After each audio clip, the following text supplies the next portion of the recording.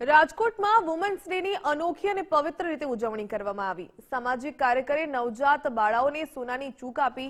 સરકારી અને જનાના હોસ્પિટલમાં સોનાની ભેટ અપાઈ।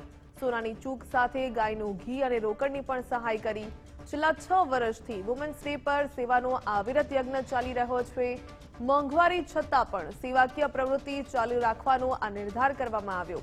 રાજકોટના દાતાએ દીકરી જન્મને વધાવીને સન્માન કર્યું। સ્વાભાવિક છે ભાઈ, નારી શક્તિ છે ને એ મહાન છે।